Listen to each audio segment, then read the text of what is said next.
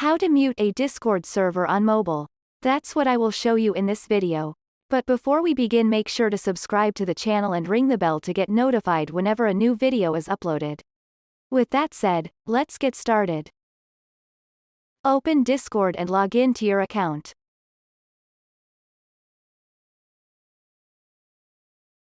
From the server's sidebar, click on the server that you want to mute.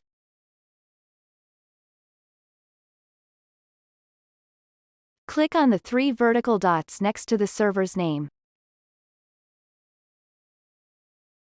From the toolbar, click on Notifications. From the Notification Settings section, select Nothing.